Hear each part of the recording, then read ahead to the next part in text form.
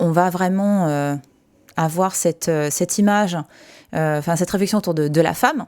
Et on s'est dit, bah tiens, bah ouais, allez, vas-y, banco, on se met en robe de soirée et tout. Donc sans plus attendre, je vais inviter, on va retrouver la merveilleuse Cloto, qui fait partie du collectif Unpoc Science avec moi et qui est spécialiste de littérature. Hop. Alors attendez. Donc une chose à la fois, s'il vous plaît. Hop. Ah, j'adore. Attends pas. Attends. C'était trop drôle. J'adore, pardon. C'était excellent. Où es-tu, Zoom? Zoom, reviens. Zoom? Et qu'est-ce qu'il me fait, là? Attends, parce que tu es là. Hop, ouais. Tu n'es pas en c'est bon. Parce que mon... c'est ça, tu meubles en attendant. Mais en fait, ce qui me dérange, là, c'est que Niais... Alors, j'arrive, les amis. Hein. N'oubliez pas... Qui est-ce c'est cette merde? Attendez. Pour l'instant, je coupe ça, parce que c'est trop problématique. Est-ce que, Robert, tu peux me remettre le zoom? Ok. Zoom ne veut plus apparaître. Ah, je sais pourquoi, Sabine. Réfléchis 2 secondes. Oui, pardon, excusez-moi. C'est parce que dans mon zoom, on est sur un autre. C'est de ma faute. Je suis très bête. J'ai mon chat qui pleure la mort. C'est ici, excusez-moi. Hein, j'arrive. Il n'y a pas de problème. Elle est à fond. Arrête, je te vois. C'est terrible. Voilà. Normalement, là, c'est bon. Est-ce que tu nous entends? Moi, je vous entends, oui. C'est toi. Est-ce que tu m'entends? Moi, je t'entends, c'est bon. Oui. Ah, je vois. Et par contre, alors... Ah, maintenant, on me voit plus, je crois. Mince. C'est pas vrai, hein. Pourquoi tu fais ça? C'est pas possible, hein. Ah oui, attends. Pourquoi il fait ça? Zoom, t'as pas le droit de faire ça, en fait. Zoom, où es-tu? Zoom, t'es relou. Zoom. Mais... non, ça c'est bizarre. Zoom, reviens. Et il ne veut... Ah, il t'a mis là-haut. Il t'a mis là-haut, le malfrat. Là, ça devrait être bon. Même pas. Zoom, pourquoi tu fais ça? Zoom, c'est vraiment pas sympa. Parce que je veux dire, je vais devoir faire tout, là. C'est ça? Tu t'es en train de me dire, là, Zoom, c'est ça? Tu m'aimes pas du tout, en fait. Au secours, mais quel enfer! J'ai monté mon volume si ça vous... Ah oui, du coup qu'on en profite pour mettre... Parce que j'avais tout réglé juste avant le live, c'était nickel. Et ben non, il me dit, écoute Sabine, j'ai pas envie. Voilà. Franchement, ce soir, c'est non. Oui, c'est ça en fait. C'est... Allez, tu veux bien? Bah, il faut que je recommence. Ah, c'est bon. Attends. C'est bon. De fonctionner. Ok, j'augmente ton micro. Alors, ça parle mal de Zoom. Ah oui, grave. Ah bah oui. Nous, on trash talk, nous. Grave. Là, normalement... On est engagés, nous. On est femmes engagées. Est-ce que là, c'est bon au niveau du son? Donc, est-ce que tu fais un petit test micro? Ceci est un test micro. Je peux encore augmenter si besoin. Et je pense que vu je vais augmenter un petit peu. Moi, j'ai mis mon micro à fond, donc je peux pas augmenter. Ouais, je pense que là, ce sera mieux, là. Quitte à moi... Attends, moi, je baisse un petit peu le mien. Voilà. Je pense que là, un peu plus fort encore. Hop, là. Et là, je pense qu'on va y arriver, hein. Je vous assure, on va y arriver. Peut-être même un petit peu trop, là. Hop, c'est mieux, là. Et d'ailleurs, j'ai l'impression que tu as une version plus petite que moi du livre, parce que moi, il est énorme, quoi. Ouais, moi, c'est la petite version. Ah, parce que moi, enfin, regarde, tu vois ma main à côté, enfin, je veux dire, c'est le double de ma main quand même, hein. C'est gigantesque le truc. Ouais, voilà. Ouais, et ben moi, c'est réédité dans un format intime. C'est marqué là. Oh. C'est chaud. Même, direct, quoi. Direct, le livre direct. Non, mais c'est un format intime, c'était pour toi, Sabine. Ah, merci bien. Ah, c'est bon. Donc, bah, merci beaucoup, professeur Cloto, d'être là avec nous ce soir. Merci à toi, c'est trop bien, c'est trop bien. Il me tardait tellement, j'ai passé une semaine à me dire « Oh, il y a un live avec Sabine, il y a un live avec Sabine, il y a un live avec Sabine !» C'est trop bien. Oh là là. Non, mais c'est trop bien. Oui, et évidemment, si vous ne suivez pas la chaîne de professeur Cloto, déjà, c'est une grossière erreur. C'est grotesque. Il faut que vous ayez la suivre. Enfin, je n'ai pas d'autre mot. Allez suivre la chaîne de professeur Cloto. C'est un ordre. Voilà.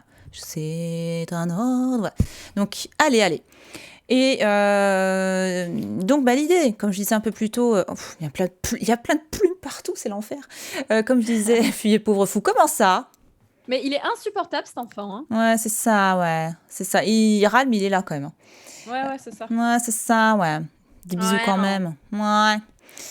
Cette famille, elle est donc dangereuse. Tout à fait. Donc, effectivement, nous sommes partis de ce postulat-là. Et en fait, avant de commencer, je voulais faire un petit hommage. Je pense que tu seras d'accord, Cloto, avec ce petit hommage. Je voulais faire un hommage à une dame qui nous a quittés il n'y a pas si longtemps que ça. Je voulais faire un petit hommage rapide à Anne Rice, qui, en fait, était une autrice de fantasy horreur, je sais pas trop comment dire, je sais pas c'est ce genre, qui en gros est la maman de tous les vampires, elle est la mère de Lestat, donc si vous connaissez Entretien avec un vampire, qui est une excellente adaptation cinématographique, il y a eu en amont évidemment les livres d'Anne Rice. Si vous ne la connaissez pas, lisez Anne Rice. Enfin, à titre personnel, je voulais rendre un hommage parce que quand j'étais au lycée, ça a été pour moi une source d'évasion incroyable. Donc j'ai lu énormément Anne Rice quand j'étais au lycée pour justement souffler, en fait, me réfugier dans un autre monde. Et enfin voilà, je sais pas si toi tu la lisais beaucoup, Cloto, enfin si c'était ton... Alors moi, j'ai découvert ça plus tard parce qu'en fait, au lycée, je ne lisais que des classiques. J'étais déjà dans le moule prof de français, je crois. Ouais.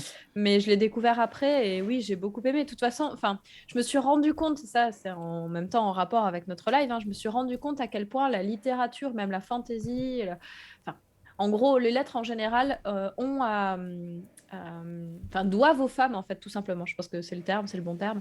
Doivent aux femmes parce que quand tu vois qu'on va te parler partout de Frankenstein et qu'on oublie... merci le gonfleur. Qu'on oublie quand même que c'est Mary Shelley qui a créé la créature, justement, qui est quand même la base de tout un tas de fictions, effectivement, si on oublie Rice et puis l'impact que ça a eu sur le développement des vampires. Enfin, voilà, je trouve que la littérature doit beaucoup aux femmes et qu'on a tendance, évidemment, à mettre ça sous le tapis. C'est d'ailleurs pour ça qu'on fait un live en parlant de ça, pour une fois. Tout à fait. Tout à fait, tout à fait. Ah, tiens, d'ailleurs, je trouve... Je vais peut-être essayer de changer un tout petit peu, parce que t'es vachement... Bon, après, on va passer de toute manière sur un autre format. Parce que, ouais, voilà, là, c'est vrai que t'es un petit peu... Ou alors, sauf si tu te décales. Nickel. Fiscale d'évasion. Non, non, ça suffit, les blagues, là, c'est pas possible, ce genre de blagues. J'ai des plumes partout, c'est l'enfer. Mais effectivement, et là, on va parler un petit peu de ces femmes-là, donc avec un double regard, donc le regard de toi, enfin ton regard autour de la littérature, avec notamment l'exemple phare qui est George Sand. Il y aura d'autres exemples. Dans mon cas, j'avais un petit peu envie de vous parler des notions de travestissement chez les femmes, mais dans l'histoire et pourquoi, en fait. Je vais vous montrer quelques exemples, on va en discuter un petit peu. L'idée, c'est un petit peu d'amener à pourquoi, en fait, certaines femmes ont ressenti le besoin de se travestir, mais attention, l'idée, c'est pas... Enfin, je vais pas parler à la place de ces femmes. Il y en a certaines. Il y a peut-être d'autres raisons en plus. Mais là, ce qui va m'intéresser, c'est par rapport à leur statut de femme. Qu'est-ce qui fait qu'à un moment donné, dans une société, elles ont ressenti le besoin de se travestir. Voilà. Allez, si on met un level d'éva sur les faux de 6, oh là là, terrible. Ouais, ça balance les petits camarades. Je trouve que Etium, là, c'est pas... Tu vas commencer par là directement, dire oui, c'est pas de ma faute, madame, c'est le gonfleur d'hélice. Ça commence mal, quoi. C'est toujours la faute du gonfleur d'hélice, quoi. Au bout d'un moment, voilà. Alors, donc, je voulais aller sur ce format-là. Nickel. Et mais bonsoir, après, Fiat Minimis. Je vois que salut, me dit bonjour. Fiat Minimis. Comment ça va? Et oui, comment ça va les gens? Quand même. Hop, voilà. J'avais plein d'exemples comme ça à vous montrer. On remonte dans l'histoire. En plus, ce qui est assez rigolo... Enfin, bon, évidemment, c'est pas un portrait parce qu'on est dans l'Antiquité. C'est pas possible. Donc, c'est une représentation... pas imaginaire, mais en gros, l'idée, c'était un petit peu de montrer la représentation. Donc, bon, par contre, ce qui est rigolo... je l'ai vu, enfin ça c'est par rapport à mon regard un peu d'historienne de l'art. À chaque fois que tu as des représentations de femmes qui se sont à un moment donné travesties en hommes, ils peuvent pas s'empêcher de foutre des seins. Enfin, de mettre en avant les seins. Ouais. Et ça, je trouve ça impressionnant, alors que à chaque fois, leur but à elles, c'était de cacher tout ça, et que tu as toujours eu de toute manière des manières de cacher la poitrine, notamment avec des bandelettes. Par exemple, en Égypte antique, de toute manière, la poitrine, c'était très mal vu. Donc les femmes, en général, planquaient leur poitrine en mettant des bandelettes. Et ce que je trouve rigolo dans les représentations postérieures des femmes qui ont été à un moment donné, qui se sont habillés en hommes pour X raisons, toujours faut qu'ils montrent leur sein, quoi. Comme si, oui. faut être sûr. Tu vois, faut... Je me suis dit, tiens, est-ce que c'est pas aussi une manière de dire, attention, faut qu'elle reste désirable. Enfin, voilà, c'était une petite réflexion que je m'étais posée. Donc, est-ce que vous la connaissez, cette... Qui c'est cette personne? Voilà, en même temps, c'est un petit peu... Donc là, vous avez en fait Agnodis, qui en fait était une femme médecin, gynécologue. C'est l'une des premières, si ce n'est par rapport à ce que l'histoire nous dit, c'est la première gynécologue, en fait. Et c'est une histoire super intéressante, en fait. Agnodis, en fait, c'est une femme. Bon, elle est née femme, et à un moment donné, elle a souhaité devenir médecin. Sauf que être médecin, c'est interdit pour les hommes. C'est un métier qui est complètement interdit pour les hommes, notamment dans la Grèce antique. Elle, du coup, elle arrive à convaincre son père de faire des études de médecine. Et pour ça, lui, il la booste à changer d'apparence, quoi, en gros, de se travestir en homme pour suivre des cours de médecine, quoi. Alors, pas de sein sur les représentations postérieures, c'est normalement... Merci Roland, merci beaucoup pour ton follow. Où ça remet en cause toutes mes théories sur l'anatomie féminine. C'est parce que je parle mal, excusez-moi. Oui, je sais, je parle très mal, je maîtrise mal le français, excusez-moi. Oui. Je pense que c'est un lien sur le postérieur surtout. Ouais, je pense aussi, ouais. Ouais, ça commence. Ouais. Attention. Donc Agnodis, elle réussit, elle devient un très grand médecin. Et en fait, à un moment donné, ce qui va se passer, c'est que comme elle garde son apparence de mec, les gens vont se dire non, mais elle est bizarre. Enfin, il est bizarre. C'est pas normal qu'il réussisse à faire tout ça. Il doit séduire toutes les femmes, en fait. Et en gros, il faut imaginer qu'à un moment donné, elles sont obligées de révéler qui elle est. Donc, une femme, interdiction, procès, mise à mort. Allez, ça rigole pas. C'est cadeau. Ouais, c'est cadeau. Allez. Sauf que toutes les nanas qui ont survécu, parce qu'en gros, une gynécologue à cette époque, c'est aussi le sage-femme, enfin, sauf que c'était sage-homme du coup, mais par rapport à toutes les femmes qu'elle a finalement aidées, elles ont toutes menacé de se suicider, en fait, si on la mettait à mort. Donc finalement, ils se sont dit, bon, on va pas aller, ça la fout mal d'avoir un suicide collectif, donc ok, pas de mise à mort, voilà, désolé. Mais en tout cas, je trouve que ça... Ouais, merci, tu vois. Mais tu vois, apparemment, après, la loi aurait changé et ensuite, les Grecs auraient pu... les femmes grecques auraient pu devenir médecins, mais à l'origine, c'est pas du tout accepté, en fait. C'est même... Et en plus, c'est même pas tant... En fait, le procès, c'est pendant le procès qu'elle a révélé qu'elle était une femme, parce que le gros problème du truc, en fait, si tu veux, c'était que... comme on pensait que c'était un homme qui venait d'un autre coin, on se dit non, mais c'est problématique parce qu'imagine ce médecin couche avec toutes les femmes, il est en train de pourrir le sang athénien. C'est juste une question de filiation, en fait. En gros, on ne voulait pas d'enfants d'une autre région. Voilà. Et donc pendant son procès, elle fait non, mais je suis une femme, en fait. Mise à mort. Voilà. Tu es là.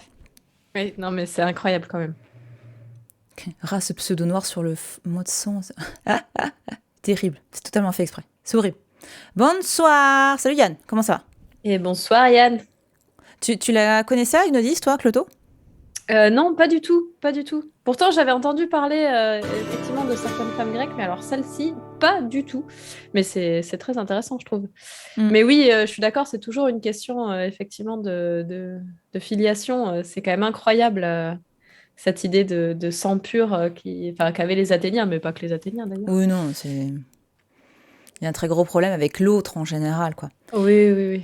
Merci Luca pour ton follow. Bienvenue à toi. Après, truc que je trouve aussi intéressant, le Moyen-Âge, tu vois, parce qu'on pourrait se poser la question. Oui. Au Moyen-Âge, je vous montre deux illustrations où rien que là, tu vois, là c'est assez. Vous reconnaissez la femme au centre, ça doit être Madeleine. Et par contre, derrière, dans le public, on a du mal à identifier les femmes. parce qu'il y en a. Il y a quelques femmes dans le public, et en fait, il s'agit des pèlerins. Et là, en gros, qu'est-ce que tu racontes? Être mis en cloque par un dieu déguisé en vache, oui. Accoucher avec une femme, même pas d'Athènes, ça c'est non. Tout à fait. C'est clair, faut quand même pas exagérer. Faut pas déconner, quoi. La vache, le cygne, la pluie d'or, c'est ok, mais on mélange pas le sang. Non.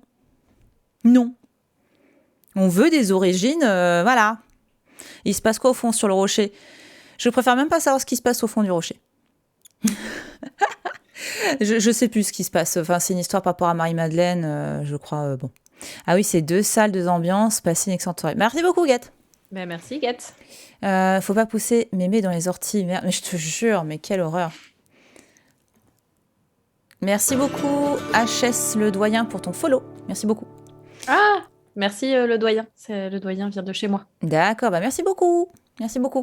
Et en fait, là, c'est juste pour, par rapport au Moyen-Âge, ce qui va se passer, c'est que vous avez... en fait, le vêtement, par exemple, tu as des vêtements qui sont en lien avec le pèlerinage. Et ça, c'est pas problématique en soi. Merci beaucoup, Doudou, pour ton follow. Tu vas avoir... en gros, le pèlerinage, c'est quelque chose qui est complètement toléré. Ou c'est un vêtement un peu particulier. En gros, on voit que tu es une femme par rapport aux vêtements en dessous, en fait. Là, quand tu vois une sorte de robe en dessous, c'est que c'est une femme. On arrive à le différencier comme ça. Et en fait, la problématique qui est liée au costume au Moyen-Âge, et ça a posé plein de questions sur, en fait, au final, sur le vêtement. C'est-à-dire que les hommes ont des vêtements, au cours du Moyen-Âge, commencent à avoir des vêtements de plus en plus serrés, de plus en plus... en gros, les jambes sont très visibles.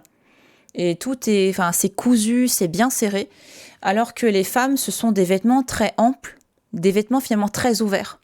Et tu vas voir tout un tas de femmes qui vont porter l'habit masculin à différentes occasions, notamment le pèlerinage, ou quand elles voyagent. Enfin, à des occasions, en fait, un peu comme ça, parce qu'elles ne se sentent pas forcément en sécurité. Et en fait, le fameux collant tirer la fronde, complètement, c'est complètement ça. Et en fait, il n'y a pas de problème, en fait.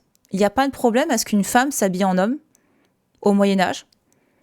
Ça pose pas de problème en soi. C'est peut-être que l'Église, elle râle un peu parce que vous avez d'un côté la loi laïque et vous avez de l'autre côté la loi de l'Église.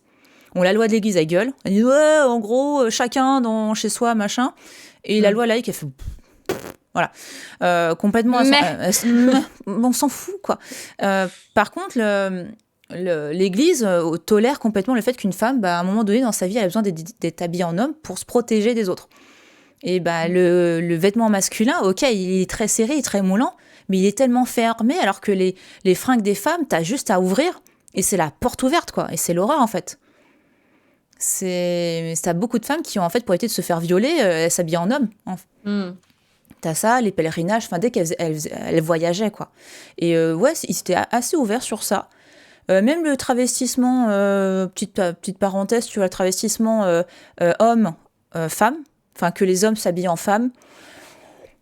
Enfin, en gros, ça les gênait à partir du moment où ça impliquait de la luxure, tu vois, une dimension homosexuelle. Là, ça les gênait. Mais quand c'est à visée humoristique, genre un mec s'habille en femme pour pouvoir aller coucher avec une femme parce que son mari, voilà, enfin, en gros, que la seule perspective qu'il ait, c'est de s'habiller en femme pour passer, voilà, donc le côté un peu vaudeville, hein, côté complètement... bouf, pardon. Là, ça passe. Donc, c'était ces petites choses-là. Oh non, le gonfleur, t'as pas le droit. Qu'est-ce qu'il a dit? Les hommes s'habillent en femme pour se faire violer. Ouais, non, c'est pas joli comme... Non, c'est moche.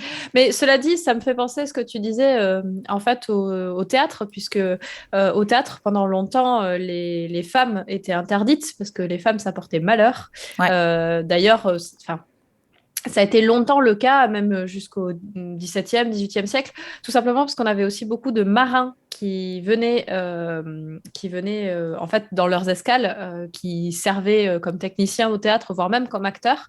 Et donc, vous savez qu'une femme sur un bateau, ça porte malheur. Et ben, une femme donc au théâtre, ça porte malheur. Et de la même manière, donc, on avait du travestissement des hommes en femmes. En général, on prenait des jeunes qui n'avaient pas encore mué ou qui étaient encore imberbes ou tout ça pour jouer le rôle des femmes parce que ben, on n'avait pas possibilité de faire jouer des actrices.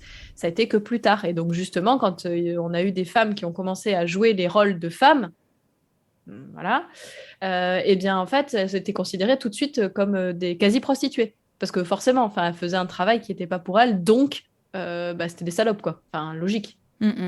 Concrètement. Alors, c'est un peu large comme période Moyen-Âge. Bah oui, tout à fait, c'est 1000 ans. On arrive à faire des généralités sur une si grande période. Bah, ça dépend des lois, en fait. Mais globalement, les lois chrétiennes n'ont pas toujours une grande influence, tout comme les lois laïques ont évolué au fur et à mesure. Mais globalement, on a tout un tas de pièces administratives où en fait on note qu'une femme, en gros, on a chopé telle femme à s'habiller en homme.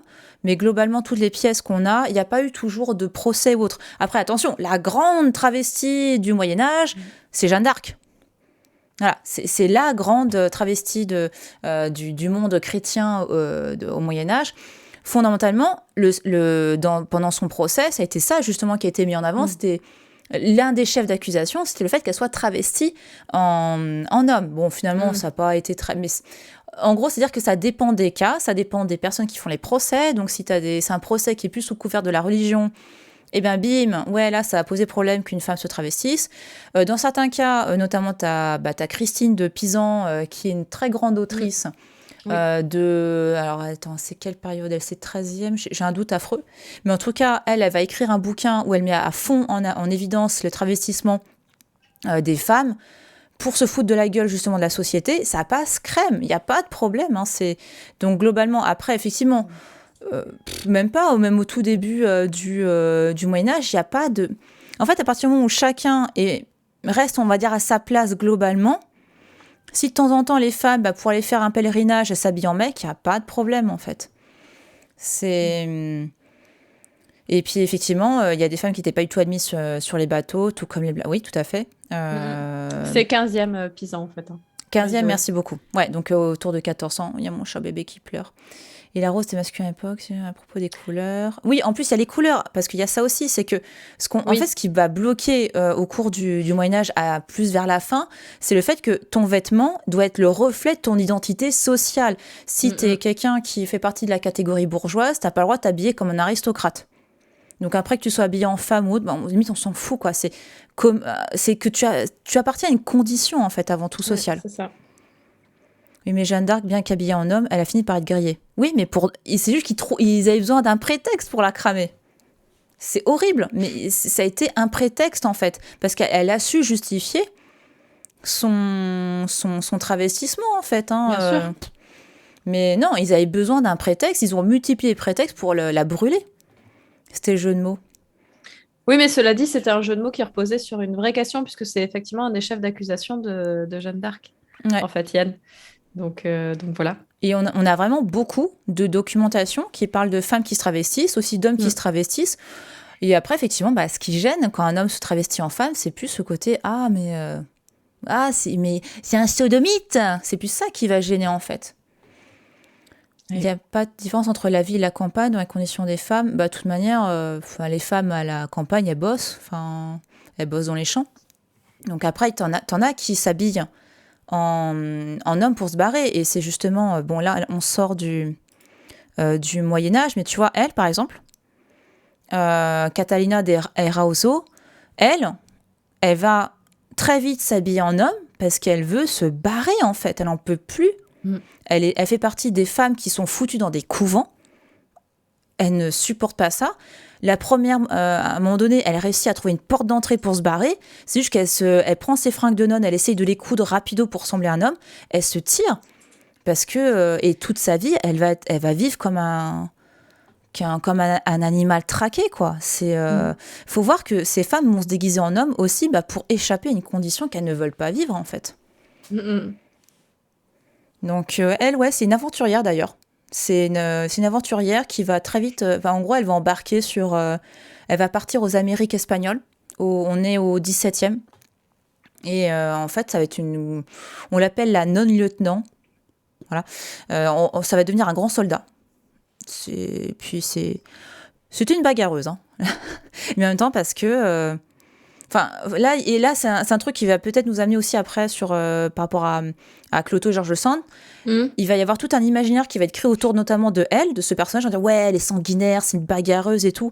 Oui, enfin, quand à un moment donné, t'es pourchassé, on va absolument t'imposer une vie, bah ouais, au bout d'un moment, tu fous des tartes dans la gueule. En plus, elle, ouais, ok, elle a été soldat, donc forcément, quand t'es dans un combat, bah tu veux pas être tué, donc bah malheureusement, tu tues. Et en gros, on a dit ouais, elle était beaucoup plus sanguinaire que les hommes.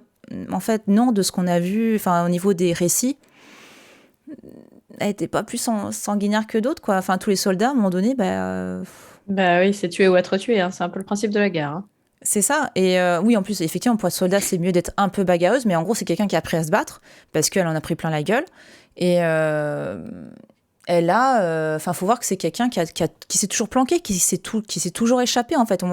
Quand on regarde son parcours, elle était pourchassée en permanence, en fait. Et surtout, quand on a retrouvé sa trace... Enfin, quand, en gros, on a découvert que c'était une femme, elle a été pourchassée, en fait.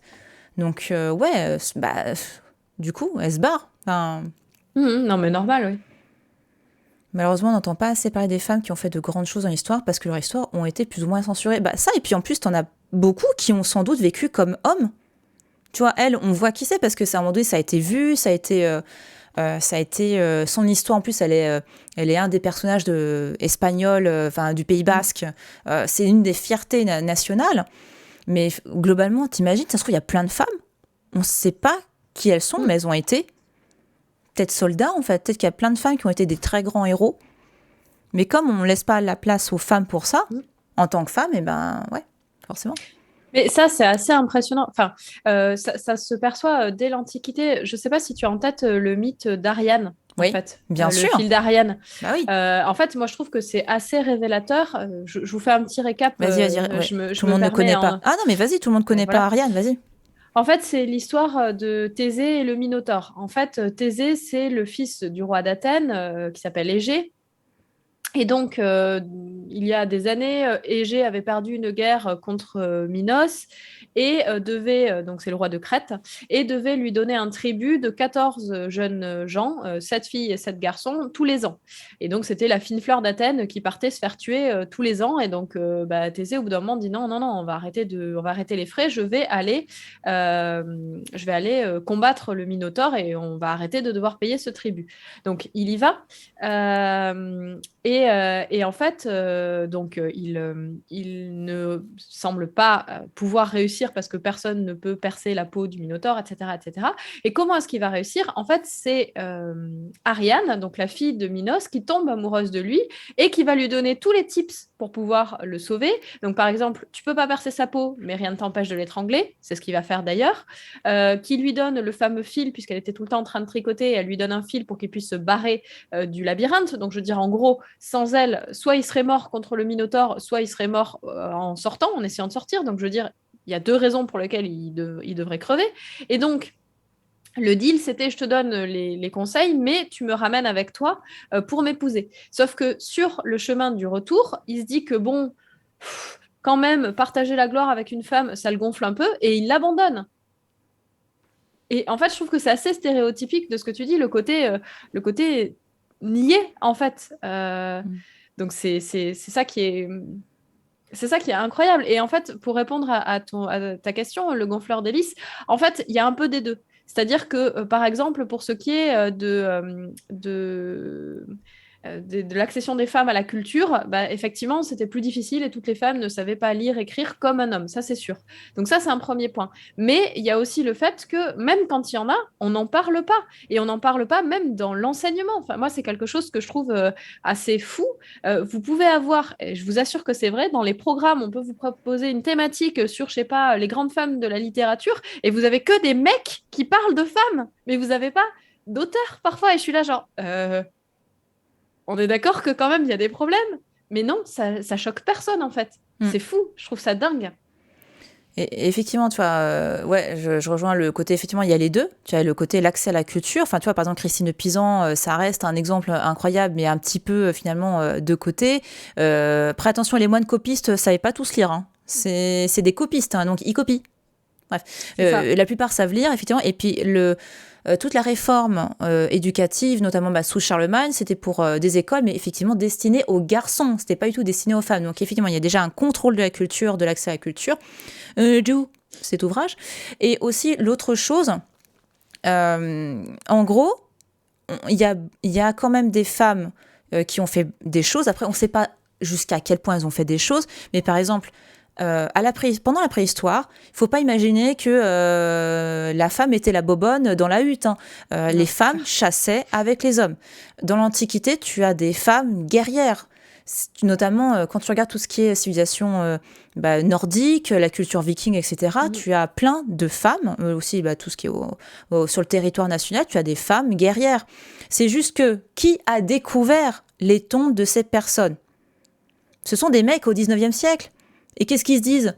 Ah, ça ressemble à une femme, son squelette. Non, mais c'est pas possible, Robert. Une femme guerrière, mais tu déconnes. Et donc, il y a eu... Là, on est en train de réétudier avec notamment des tests ADN. Donc, tu as beaucoup de choses qui sont faites en ce moment d'un point de vue test ADN, etc.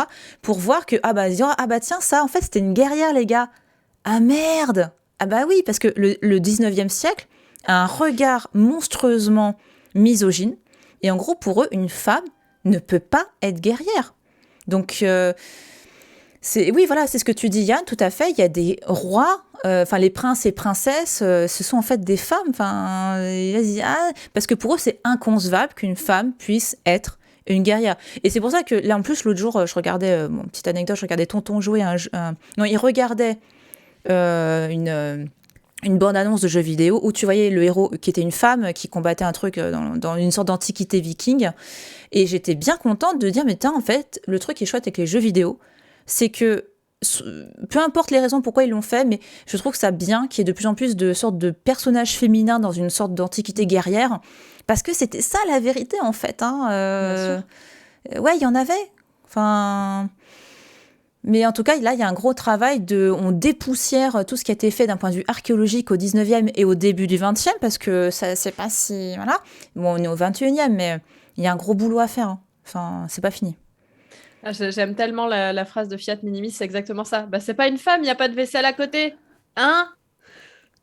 C'est exactement c'est complètement ça. C'est pour ça que tu joues à Lara Croft. Mais tout à fait. Non, alors par contre, Lara Croft a été pour moi un modèle numérique, mais un modèle féminin quand même très important. Donc il y a ça, voilà. Et puis effectivement, il y a des gens, on ne connaît pas leur histoire. Il y en a, peut-être qu'on ne sait pas que ce sont des femmes. Peut-être qu'il y a des guerriers. Enfin, t'imagines, quelqu'un a dit dans le chat à un moment donné, imagine le chevalier Déon était vraiment une femme. Peut-être, tu vois. No say, je ne sais pas. En fait, vu les autopsies, non, mais... oui, non, mais quand il y a autopsie, hein, bien sûr. Mais oui, je comprends ce que tu veux dire. Non, mais c'est sûr qu'en fait, il y a eu autopsie, c'est sûr, mais ce qui est bizarre, c'est que la première autopsie a conclu que c'était une femme et la deuxième que c'était un homme. Donc c'est un peu bizarre. Je pense que il y en a une des deux qui n'a pas dû être réalisée de fond en comble, je pense. Oui, tout à fait. Oui, c'est un petit peu étonnant quand même. Un petit peu étonnant. Salut Tienou. Et voilà, c'est ce que tu disais plus tôt, quoi. Tu dis, mais faut forcément montrer un petit sein, tu vois. Sinon, bien ça sûr. va pas. Alors que là, vous avez Anne Bonny, l'un des exemples nombreux, parce que des femmes pirates, on en a plein. Et sur tous les continents, tu vois, l'une des plus grandes pirates, et du plus grand pirate, même pas féminin, masculin, peu importe, l'un des plus grands pirates au monde a été une femme, c'était une chinoise. Ça a été une incroyable impératrice de la mer. Alors là, ça a été... Wow, je ne sais même plus son nom. Mais en tout cas, on a plein d'exemples de femmes pirates et qui, justement, sont devenues pirates ou se sont enrôlées dans la marine, comme aussi Catalina des Roseaux. Ce sont des femmes qui ont envie de partir, qui vont partir à l'aventure. Et comme tu disais plus tôt, le bateau, il est interdit aux femmes. Et pareil, le code de la piraterie, pareil, les femmes, c'est pas très autorisé normalement. Donc elle, notamment Anne Bonny, fait partie des nombreuses femmes qui se sont habillées en mec pour passer outre tout ça, quoi. Bien sûr. Alors, Xingshi, ouais, ça va être ça. Xingshi, voilà. J'essaie de le faire avec l'accent, mais ça se trouve, je viens d'insulter tout le monde là, parce que c'est très compliqué de parler avec l'accent. Bref. Savez, je me demandais qui c'était avant de comprendre, mon cerveau a mis 5 secondes. Ah, dommage. Donc, faut pas que je rigole, ça me fait tousser. Alors, le code de la piraterie était plus évolué que ce que l'imaginaire collectif laisse penser aussi. Alors, il était plus évolué, mais le problème d'avoir une femme à bord, c'est que ça peut foutre la merde. Oui, c'est ça, en fait, c'était plutôt ça. C'était pas, à l'origine, on a dit, oui, ça portait malheur et tout ça. Non, c'était pas tellement le fait que ça portait malheur, c'est juste que il y avait plus d'hommes que de femmes. Et bon, cette histoire-là, ça fonctionne dans le village des Schtroumpfs, mais à part ça, je pense que ça marche pas des masses, quoi. Ouais, puis on pourra parler de la Schtroumpfette, hein. Je suis sûre qu'en fait, bref. Non, mais oui, complètement. Enfin, t'imagines 20 mecs sur un bateau, une meuf, plein de roms. Ça va pas bien tourner cette histoire. Enfin, c'est exactement ça. Bah, oui, le c'est ça. d'Alice, ils savent pas la rentrer dans leurs pantalons. Et donc voilà. C'est tout à fait ça.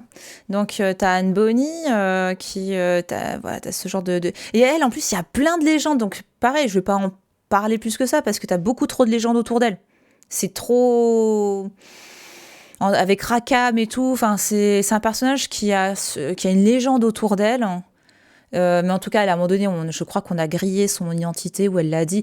Enfin, il y a une légende qui est tenace, en gros, c'est de dire qu'un jour, un pirate a vu que c'était une femme, et elle l'a boum, direct headshot, quoi. Enfin, fallait pas défoncer sa couverture. C'est ça le truc, quoi. Et après, dans le même genre, t'as aussi James Barry. Alors ça, c'est en plus un exemple intéressant parce que tu vois, sa fiche Wikipédia garde vraiment son nom de James Barry, et même moi, hein, je garde son nom d'homme parce qu'en fait, ouais. Parce que je sais pas, elle, comment elle se définissait. Elle fait partie justement de ces exemples où en fait... ouais, voilà, bah oui, Yel, tout à fait. Donc en fait, Yel a voulu devenir médecin. Et là, vous avez donc la première personne qui a réussi une césarienne en Afrique. C'est trop bien. La maman et le bébé se portaient très bien. Et en fait... Yel a toujours été un très grand médecin. Et en fait... c'est pareil, on ne sait pas trop si elle a voulu garder quelle identité, on ne sait pas trop. Il y en a qui... Et justement, dans les journaux, c'est un peu lourd, quoi. C'est un peu lourd parce que du coup, elle a beaucoup voyagé, notamment en Afrique, etc. Enfin, c'est quelqu'un qui était investi dans la cause humanitaire, mais aussi dans l'armée, en fait. Hein, ouais. On n'en sait pas plus que... Enfin, j'ai pas envie d'aller... parce que je sais pas, moi, pourquoi elle avait... Voilà. En fait, elle a abandonné le corset pour être corsaire. Oh, elle est jolie. Madame... Elle est jolie. Après, bon... est-ce qu'il y avait le corset, là? C'était pas un corset, c'était encore autre chose, mais ouais. Oui, tout à fait, t'imagines? Oui, c'est vrai que rien que ça peut être une... Des hommes portaient le corset, attention. Hein. Il y en avait qui portaient le corset parce qu'ils étaient très soucieux de leur apparence. Hein. Et dans le même ouais. Oui, pardon, excuse-moi. Vas-y, non, je disais, c'est fou, tous les codes comme ça qui sont passés de l'un à l'autre, comme par exemple les talons qui sont aujourd'hui quand même un marqueur féminin par excellence, alors qu'à l'origine, c'est une chaussure d'homme. Hein, donc, Tout à fait. Voilà. Tout à fait, tout à fait. Et ça existe encore aujourd'hui, des corsets pour hommes. Tout à fait, ouais, complètement. Il y a des corsets pour hommes, ouais. Et puis de nouveau, au 19e, tu as des corsets pour hommes. Hein. C'est une mode anglaise, le dandy, il porte un corset en général hein, pour être élancé, etc. Mais bon. Et là, bah pareil, les talons pour hommes aussi, tout à fait. Et là, bah, vous avez Dorothy Lawrence qui, elle voulait aller se battre en fait. Elle dit non mais je veux faire la guerre mon capitaine et donc elle s'est travestie pour aller faire la guerre. Elle est restée 5 ans soldat au moins et bon à un moment donné ils l'ont grillée mais c'est ça qui est rigolo de se dire je veux me battre les mecs, enfin de dire que ça pose des questions de pourquoi aussi des femmes se travestissent parce qu'elles veulent être soldats, tu vois. Et tu vois, dans l'armée aujourd'hui, donc ça va un petit peu mieux, tu vois, des femmes peuvent devenir soldats, mais je me rappelle que moi, en tant que pompier, il y a un moment donné, les femmes pompiers étaient interdites, en fait. Parce que, pour X raisons, mais notamment parce que, comme une femme sur un bateau de pirates, ça peut foutre la merde. C'est ça. Oui, et puis bon, si c'est pour que tu deviennes hystérique, hein, ça va 5 minutes. Hein. C'est clair. C'est clair, c'est tout pour moi. C'est tout pour moi, tu m'étonnes. Ouais, Ouais, ouais, c'était un petit tour de femmes que je voulais aborder avec vous. Enfin, des exemples, en gros, pour résumer, qu'on a quand même pas mal de femmes qui se travestissent parce qu'en gros, elles voudraient juste avoir les mêmes possibilités que les hommes de faire une C'est ça. carrière, de faire l'aventure, de se friter, enfin de faire la guerre, de participer à un acte citoyen. Et finalement, ouais, derrière, ça pose ces questions-là, quoi. Elles veulent juste les mêmes droits, en fait. C'est ça. Ce portrait de George Sand est merveilleusement beau. Ah ouais, je trouve que là, c'est Delacroix. Hein. Tu pourras parler de Delacroix un petit peu plus longuement que moi. Moi, je veux bien parler de Georges Sand, je te laisse Non, parler non, de Delacroix. non, là, je veux t'écouter nous parler de George Sand. Et Georges Sand, en fait, c'est quelque chose. Enfin, il faut que je vous raconte mon expérience personnelle. Là, pour le coup, c'est 2 minutes de je raconte ma vie la vie de la petite Éléonore. En fait, Georges Sand était au programme de l'agrégation l'année dernière. Donc George Sand était au programme d'agrégation avec Mauprat, c'est un de ses romans berrichons, tout ce qu'il y a de plus classique. C'est peut-être pas celui le plus connu, si vous connaissez George Sand en général, c'est pas celui-là que vous avez en tête, mais bon voilà. Et en fait, je lis la préface d'un bouquin critique qui lui est consacré, fait par deux chercheuses de l'Académie de Toulouse, je crois, me semble-t-il, des presses universitaires de l'Université de Toulouse, pardon. Et le premier constat, c'est George Sand, c'est la première fois qu'elle est au programme de l'agrégation. Ouais, tu dis ok, quand même, c'est bizarre pour une artiste de cette envergure, mais ok. Et en fait, elle est au programme de l'agrégation pour la première fois, et puis surtout, c'est la première fois qu'on arrête un petit peu de la nier, pour la simple et bonne raison que c'est une femme. Et là, tu dis, pardon? J'ai pas bien compris. Attendez, répétez. Je vais relire la phrase d'après parce que je crois que je comprends pas. Oui, en fait, George Sand a autant finalement de succès au 19e siècle que Balzac, par exemple. Et autant je pense que Balzac, vous le connaissez tous, Balzac a été au programme de l'agrégation un nombre incalculable de fois, mais George Sand, on ne l'a pas fait. Parce que c'est une femme, déjà, pour commencer. Et déjà, rien que de lire ça, je vous assure, j'ai bloqué parce que je pense qu'il y a une part de moi qui le savait, en fait, qui était au courant de tout ça. Mais de l'avoir écrit noir sur blanc et de dire ah, si on n'en parle pas, ah non, mais c'est une femme, en fait. Ah, ok, autant pour moi. Pardon, j'avais zappé, j'oubliais que le sexe était important pour écrire, excusez-moi. Moi, je me suis jamais servi du mien pour, mais manifestement, si.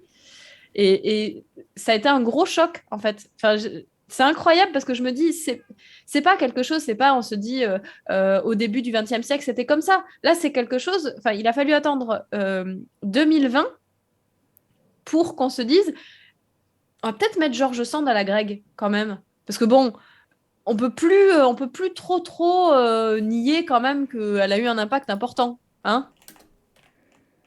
Mais qui sort ce genre d'ânerie? Mais en fait, je vous assure que les critiques sont profondément, profondément sexistes. Ouais. C'est incroyable, en fait, de se dire qu'encore aujourd'hui, c'est profondément sexiste. Et je vous assure, il y a plein de choses, moi, qui m'insupportent dans la manière dont les programmes sont faits. Je vous rassure, évidemment, vous doutez bien que les gens qui font le programme de l'agrégation, ce sont des femmes homosexuelles de gauche, bien entendu. Et donc, de fait, c'est pour ça qu'on a un programme aussi incroyable où, en fait, ils se glorifient quand il y a une femme. En général, ils en mettent une tous les ans maintenant parce qu'ils se disent ah, encore, on va être encore emmerdé avec les féministes à la con, là. Et je trouve ça incroyable, quoi. Je veux dire, les mecs, ils ont dit ouais, mais quand même, attendez, on a mis la princesse de Clèves. Alors bon, et t'es là, genre, bah ouais, j'espère bien, garçon, c'est quand même une des œuvres majeures du XVIIe siècle. Heureusement que tu l'as mis, quoi. Ouais. Alors, George Sand ne se faisait passer pour un homme que derrière son stylo ou aussi à la ville. Alors les deux, Mm. effectivement, Germain. Les deux, c'était assez important. Et vraiment, je vous assure que c'est assez intéressant justement de voir les deux aspects, de voir les deux aspects, de comprendre pourquoi. pourquoi à la ville, on va peut-être commencer par ça, parce que c'est la représentation que l'on a là sous les yeux, la représentation de la croix. Pourquoi est-ce que se faisait passer comme homme à la ville? Bah, tout simplement déjà parce que c'était plus pratique et parce que c'était moins cher, les costumes d'hommes. Parce qu'il ne faut pas oublier que les costumes de femmes, c'est extrêmement cher et que comme George Sand a fait la folie, attention, cachez vos oreilles, éloignez les enfants, enfin tout ça, de divorcer. Tan, Au tan, tan. secours! Et donc, je veux Non! dire, quand elle a divorcé, elle a perdu l'intégralité de ses biens. Hein, Ouais. tout a été transféré à son mari, parce que voilà, hein, comme celle qui a voulu partir, qu'à se démerder. Hein, Mais c'est voilà. toujours une question de filiation, en fait. C'est la question de la transmission aux héritiers. Oui, C'est toujours ça, quoi. c'est ça. C'est ça.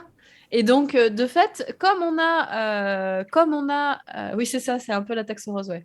Comme on a cette femme qui est en fait ruinée, elle a plus ou moins pas trop le choix que de prendre des tenues masculines parce qu'elles sont moins chères. Et aussi parce que elle se sentait plus à l'aise, déjà parce qu'elle avait une vie qui correspondait plus à la vie d'un homme, et elle faisait des trucs de fou hein, pour une femme à l'époque. Alors attention, c'est pareil, éloignez vos enfants, cachez-vous les yeux, les oreilles, tout ça. Elle fumait des cigarettes. Oh, terrible.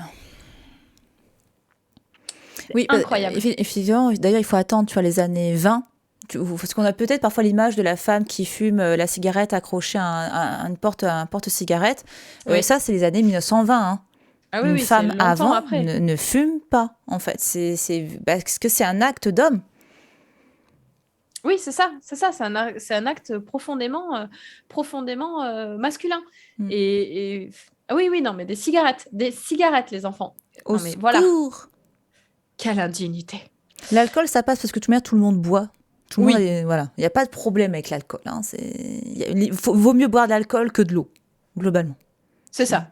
Globalement, en plus, c'est plus sain parce que parfois l'eau, elle est pas super potable. Donc bon. Non, non, non. Voilà. Et donc oui, et l'histoire en fait de pourquoi derrière la plume, parce que j'ai répondu à la ville, mais oui, tant qu'elle se mette pas à lire, c'est ça. Mais derrière la plume, c'est assez intéressant aussi. En fait, à l'origine, ça vient d'une histoire qu'elle a eue avec Jules Sandeau, Mm. qui en fait donc est un de ses amants après son divorce. Bon, tout va bien. Et ils vont écrire un roman à quatre mains. Enfin, plus exactement, c'est elle qui va faire la trame et lui qui va le réécrire. Donc, si vous voulez, Le signer. Pardon. non, non, Je non, pour le coup, plaisante, je c'est plaisante. vraiment. Non, C'est un vrai travail, oui.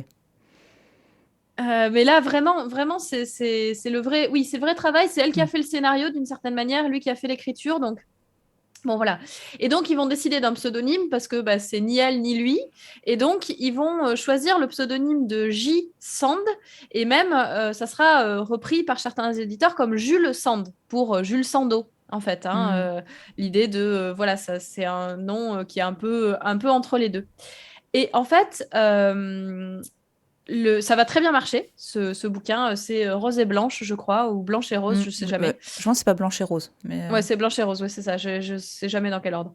Et je l'ai pas lu d'ailleurs. Et à l'origine, quand ça apparaît, bah, gros succès, énorme. Et on demande à... Oui, Sando. Oui, tout à fait. C'est exactement ça. Et donc, on demande au fameux Jules Sand de réécrire un roman. Et le problème, c'est que bah, Jules Sand n'a pas de roman de près. Voilà, c'est le seul roman qu'ils écrivent. Mais Aurore du Devant, hein, celle que l'on connaît sous le pseudonyme de George Sand, a, elle, écrit son premier roman qui s'appelle Indiana. Et elle décide de le publier. Et à l'origine, elle veut le publier sous le même nom. Mais Jules Sandeau, qui lui-même doit être un tout petit peu plus progressiste que les enfoirés de son époque, dit bah non, là, j'ai rien à voir dans ce livre-là, donc on n'a qu'à le publier sous le nom de Sand, puisque manifestement, c'est Sand qui fait vendre aussi. On dira bon, voilà, il y a un lien, mais on va le publier sous le nom de Georges, puisque Georges, à l'origine, ça c'est un truc que j'ai appris en travaillant l'agrégation, ça veut dire celui qui travaille la terre, je crois, et ouais. donc elle voulait un lien avec le côté berrichon, puisque le berry c'est très important. D'ailleurs, vous le retrouvez dans de nombreux romans, Mauprat par exemple. Oui, enfin Yann, oui, t'imagines, il voulait pas être crédité pour le travail d'une femme, quoi, c'est fou. Et donc, il va décider enfin, ils vont décider que ce sera George Sand, mais George sans le S, justement pour jouer sur l'ambiguïté de sexe. Et à partir de ce moment-là, vu le succès énorme d'Indiana, eh bien, elle va signer tous ses romans de George Sand, du nom de George Sand. Voilà. C'est fou, hein. Mais il faut savoir que, et ça c'est quelque chose, je voulais vous en parler parce que moi personnellement ça m'a indignée sur tous les aspects possibles et imaginables. George Sand, donc, comme je vous ai dit, elle a eu un certain nombre de relations. Je vous ai parlé de sa relation avec Jules Sandeau. On connaît aussi, en général, sa relation avec Alfred de Musset. Non, Yann, il voulait pas être crédité parce que c'était pas son travail. C'était dans le sens, bah non, j'ai rien à voir avec ce roman, donc c'est pas à moi de le signer. C'était plus ça.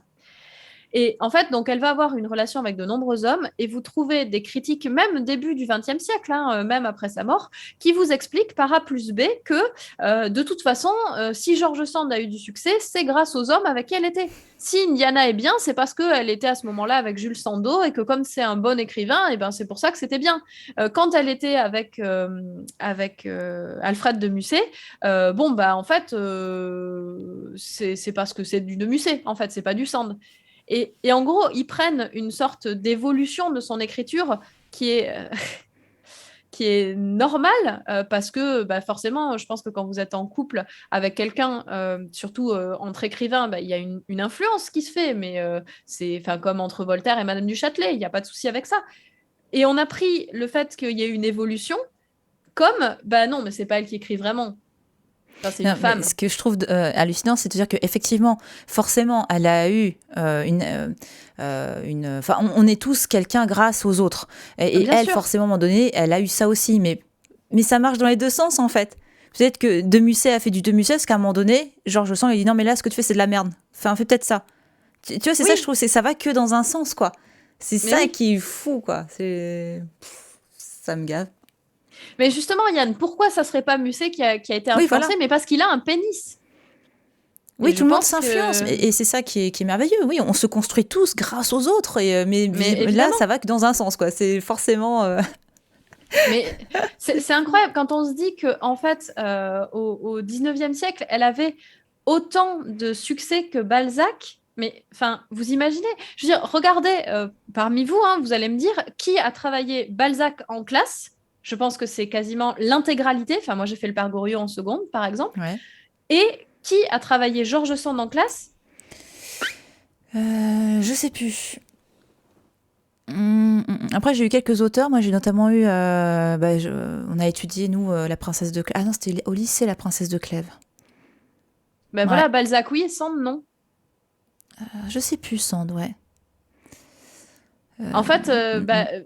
je pense que si on fait une proportion, vous allez avoir, je sais pas, vous allez être 90 à avoir bossé Balzac et puis peut-être 30% à bosser George Sand. Et en fait, on ne devrait pas avoir ce décalage puisque elle a eu autant de succès Mm. que Balzac. En fait, Balzac, oui, Sand, non, juste évoqué. Ben voilà. Mais en fait, c'est tout le Ouais, temps c'est le peut-être cas. ça. C'est peut-être ça, effectivement. Peut-être que moi, parce que je me rappelle pas de texte de Sand. Ben oui, parce qu'en fait, elle est complètement niée. Et elle est niée pour deux raisons. Bon, effectivement, déjà parce que voilà, la critique du 19e, fin 19e et puis début 20e a été extrêmement critique envers elle. Bon, voilà, parce que c'est une femme. Mais aussi pour une raison toute simple, c'est qu'en fait, donc Balzac, vous le savez, c'est un auteur réaliste. Vous avez bossé ça, hein, sûrement. Ça doit vous rappeler des souvenirs de collège ou de lycée. Donc c'est un auteur réaliste et en fait on considère George Sand comme une auteure plutôt vers le romantisme et Oui. donc de fait, alors parce que c'est pas tout à fait le cas, mais on aurait l'idée plutôt du sentimentalisme et donc comme c'est un roman sentimental, c'est un roman de femmes pour les femmes.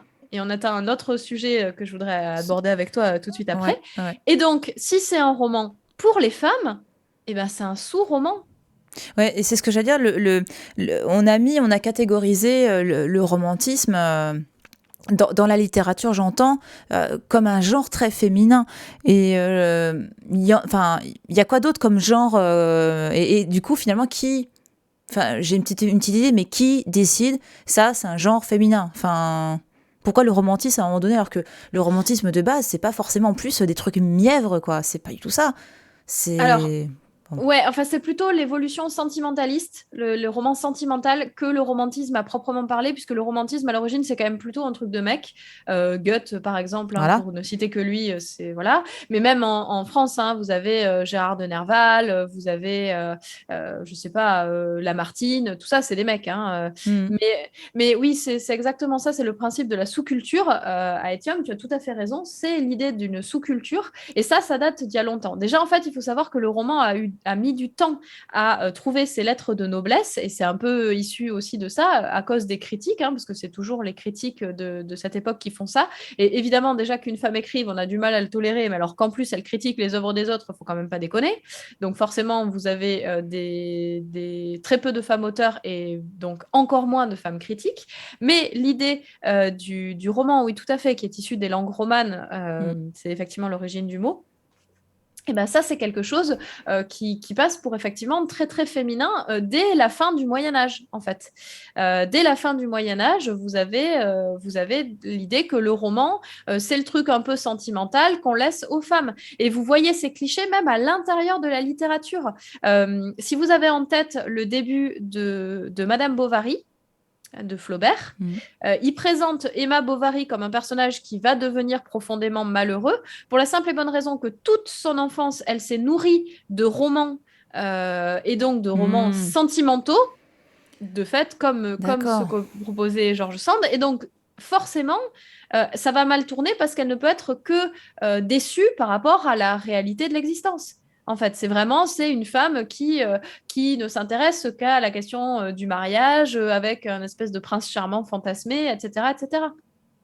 Ouais. Mais ça, c'est un cliché. En fait, c'est un cliché qui s'explique. Il faudrait que je reparte dès le début. Je vais essayer de faire court parce que je me connais. Le problème, c'est que dès qu'on me lance sur la littérature, je peux partir beaucoup trop longtemps. Donc, je vais essayer de faire bref. Mais c'est aussi un cliché qui est partiellement vrai, dans le sens où beaucoup d'œuvres féminines avaient un peu ces thématiques-là pour principale thématique. Oui, je vais faire court, je vais faire court. Par exemple, si vous prenez justement La Princesse de Clèves que je citais tout à l'heure, mais tous les romans de Madame de Lafayette, les romans du XVIIe siècle, quand ils sont féminins, parlent quand même très souvent en France, et je précise bien en France parce que c'est pas le cas outre-Manche par exemple. Quand on est en France, on parle très souvent de mariage et d'histoires d'amour et tout ça. C'est le duc de Nemours et la princesse de Clèves, c'est toutes les histoires de la princesse de Montpensier avec tous les hommes qui lui tournent autour.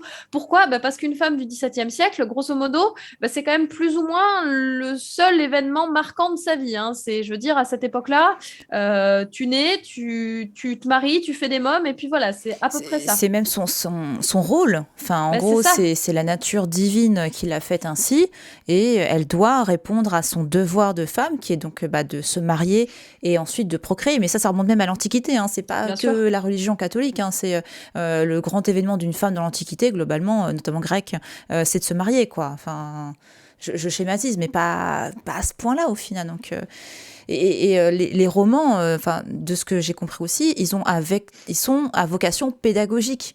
Donc Oui, oui, d'apprendre oui. c'est quoi, en gros, en tant que femme, parce que c'est des sujets qu'on n'aborde pas entre mère et fille, en fait. Surtout dans tout ce qui est noble lignée, c'est pas les mères qui nourrissent au sein leurs enfants, c'est pas elles qui les éduquent. Enfin, il y a une éducation, il y a des choses qui ne se disent pas. C'est via les bouquins. Et les bouquins, évidemment, il y a des fois, la nuit de noces n'est pas très bien expliquée.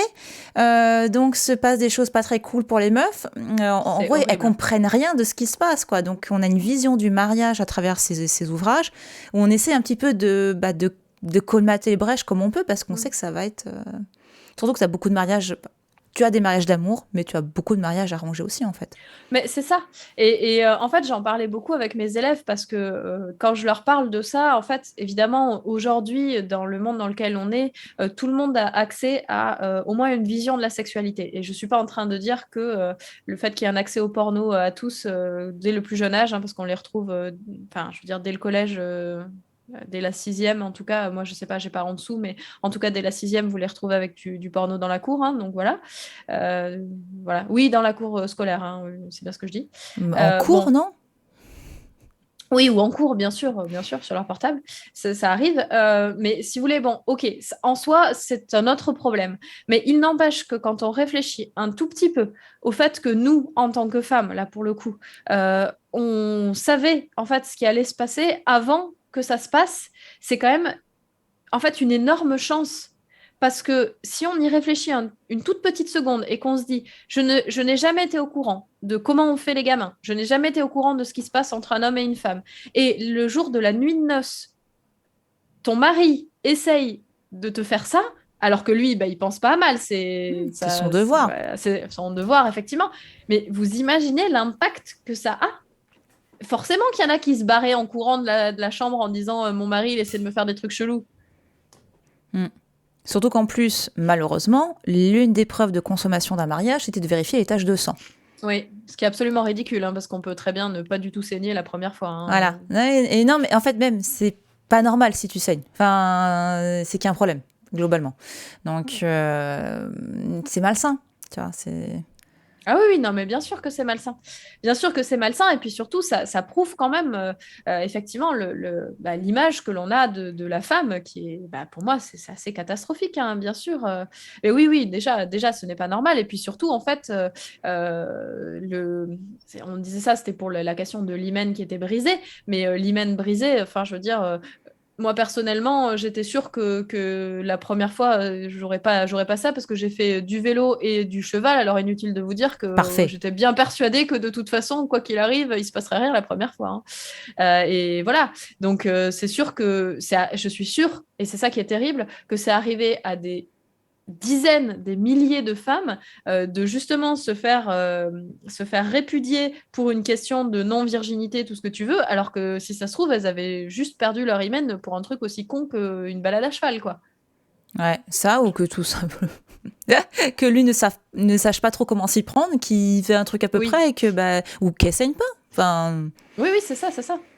c'est ça qui... ouais. Mais c'est fou, c'est fou.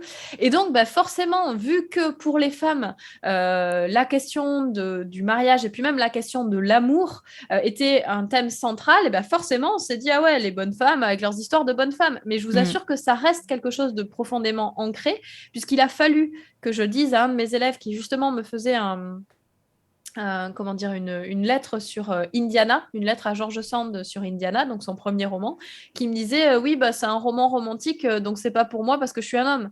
Et j'ai dû lui dire, mais Oh. est-ce que tu te rends compte du sexisme de ta remarque en 2021, quoi? Est-ce que tu te rends compte de l'idée que oui, bah, c'est un roman qui raconte une histoire romantique, au sens moderne du terme, pas au sens 19e siècle, euh, donc c'est un truc pour femmes.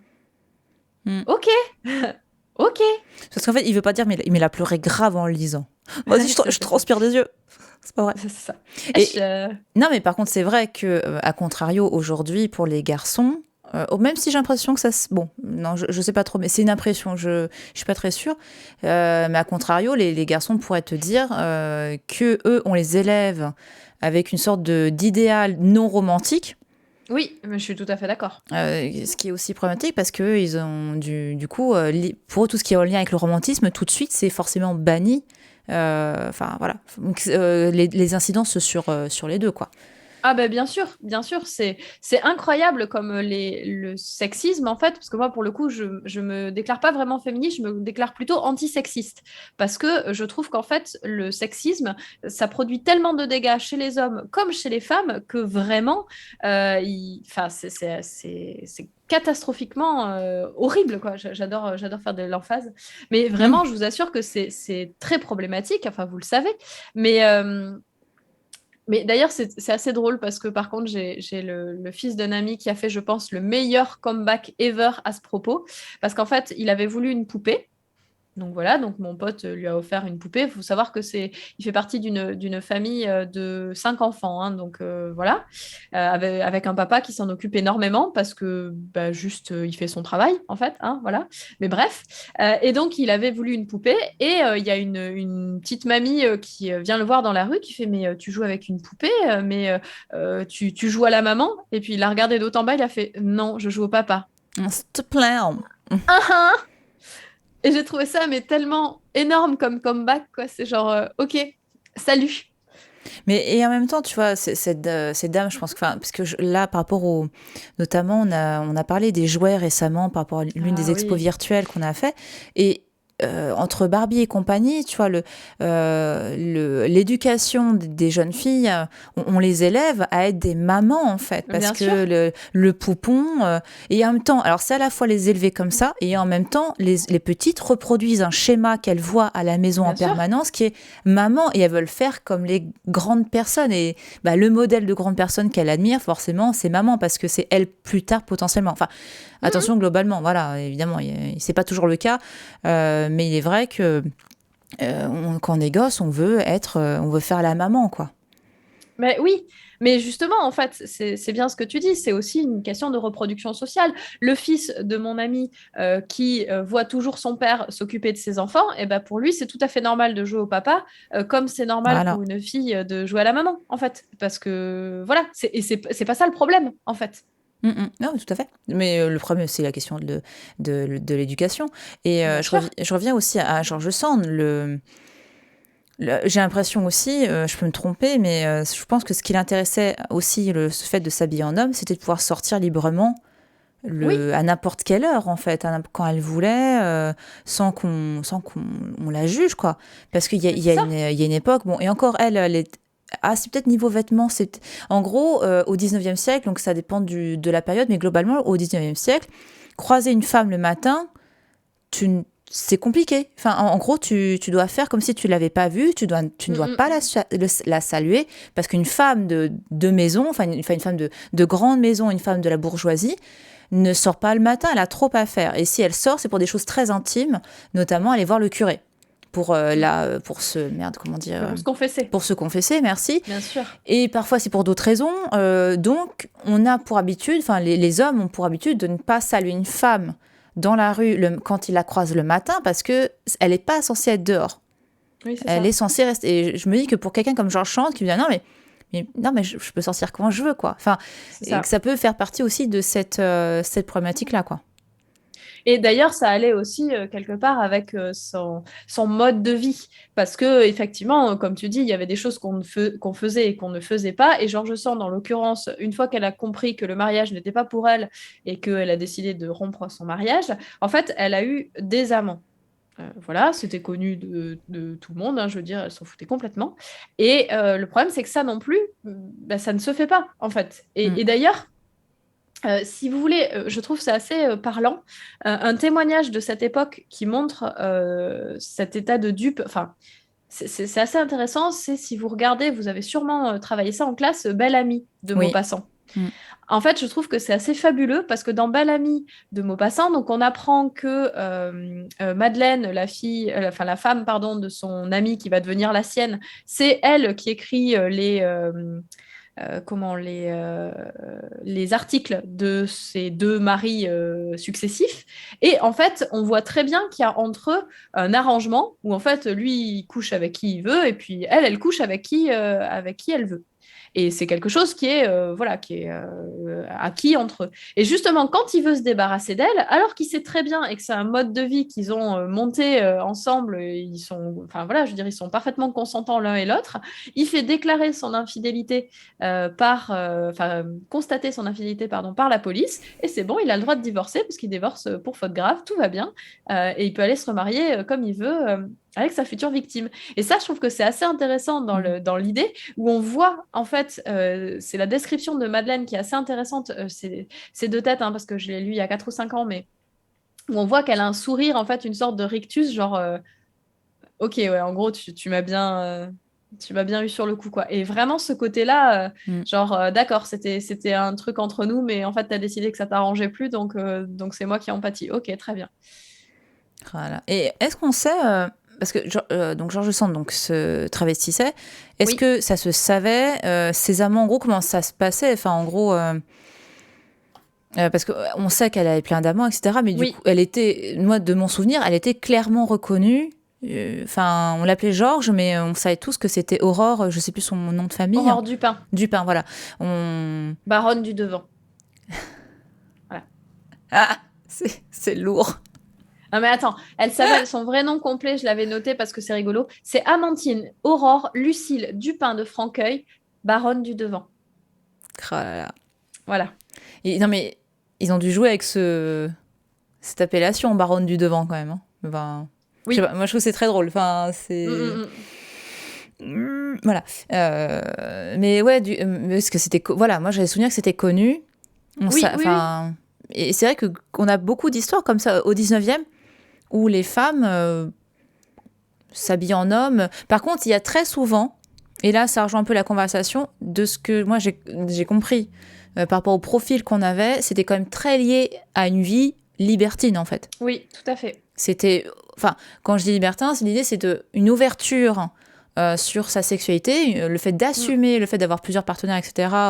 Après, à la fois, ça, j'en sais rien, mais qu'en gros... c'était clairement une manière de vivre qui était clairement assumée, mais qu'on associait très facilement le côté travestissement, et des deux côtés, hein, des deux sexes. C'est-à-dire qu'un homme qui se travestit en femme et une femme qui se travestit en homme, les deux côtés, au 19e et 20e siècle, on assimile ça à très souvent, on les appelle quasiment tous des libertins, quoi. Il y a vraiment ce côté en plus à ce niveau-là, ouais. Oui, c'est ça, c'est ça. Et en fait, dans le cas de George Sand, non seulement elle était très libre par rapport à, comme tu dis, à ses partenaires, mais en plus, elle nous a laissé des nombreux écrits sur ça, en fait. C'est assez étonnant. Elle a été assez ouverte sur le sujet par rapport à plein d'autres personnes, puisqu'on sait beaucoup de choses. Par exemple, elle a eu une histoire avec Frédéric Chopin. Oui, Voilà. c'est même la plus connue, j'ai l'impression, non ? Je sais pas si c'est Chopin ou Musset, mais enfin bon, voilà. Et en tout cas, elle dit que si ça s'est mal passé entre eux, qu'elle a fini par partir, c'est parce qu'elle se faisait chier, quoi. C'est parce que... Stimulé auditif. Ouais, oui, c'est un peu ça. Ting, ting, ting, en mode sur les quatre. Oui. En fait, ouais, elle nous dit qu'en gros, il voulait jamais et que ça l'a gonflé, quoi. Et elle nous explique ça textuellement. Alors évidemment, c'est assez étonnant pour l'époque qu'elle partage ce genre de choses. Mais vraiment, il faut vous rendre compte que l'idée de la lecture et l'écriture, c'est vraiment... on a l'impression que c'est cadré, que c'est choisi. Par exemple, l'idéal, par exemple, oui, c'est bien, Éléonore, comme phrase. Donc, l'idéal de l'amour courtois au Moyen-Âge a été beaucoup créé par les femmes, notamment Marie de France, parce que justement, c'était cette espèce d'idéal qu'on pouvait avoir au-delà du mariage. Puisque c'était un amour absolu, mais platonique. Parce que à cette époque-là, évidemment, pas question de coucher avec quelqu'un d'autre pour des questions de lignée, bien sûr. Mais oui, c'est un peu cette idée-là de fonder des modèles sur un peu la vie des femmes et donc ce qu'elles subissent, parce que là, pour le coup, c'est quand même ça. Vous imaginez qu'on est obligé d'inventer une forme d'amour dans laquelle on se dépasserait pour sa bien-aimée, mais qu'on ne toucherait jamais parce que de toute façon, amour et mariage sont complètement opposés. Ouais. Finalement, c'est presque ça, le mythe arthurien. Il a été très, très remis à ce moment-là aussi, un peu sur le devant de la scène, mais pas que. Le côté, non, il faut pas la toucher, la peau. Il faut que ça reste un amour pur. Et tu fais, ouais, merci. C'est pas sale, quoi, tout ça. Oui, c'est ça. Mais non, parce qu'il y a toujours ce côté de la procréation, que le sexe a vocation à procréer, en fait. Tout à fait. Tout à fait. Et donc, en fait, on va avoir des romans ou des œuvres qui sont féminines parce qu'elles traitent de thématiques qui sont féminines. Et en même temps, c'est ce qu'on disait tout à l'heure, c'est extrêmement destructeur aussi bien pour les femmes que pour les hommes, parce que ça sous-entend que l'amour, c'est un truc pour les gonzesses, quoi. Et en soi, c'est gênant parce que même à certaines époques, aimer sa femme, c'était de la faiblesse, en fait. Ouais. Et tout comme il y a la question des pulsions. La pulsion se joue avec la prostituée ou la maîtresse, en fait. C'est ça qu'il faut, c'est de se dire que les rôles sont décolérés. Oui, ça se dit décoléré. Non, bref, en gros, tu as différents... une femme peut avoir différents rôles Mais en tout cas, une même femme ne peut pas avoir tous les rôles. C'est-à-dire qu'une femme ne peut pas être forcément la mère, l'amante la dame de cœur, tu vois. Enfin, t'as l'impression qu'il y a ça. une case pour chaque, tu vois, décorrélée. Merci beaucoup, c'était ça que je cherchais, merci beaucoup. Heureusement que vous êtes là. Oh là, qu'est-ce que vous... C'est comme le reste, ça se lave. Mais quelle horreur.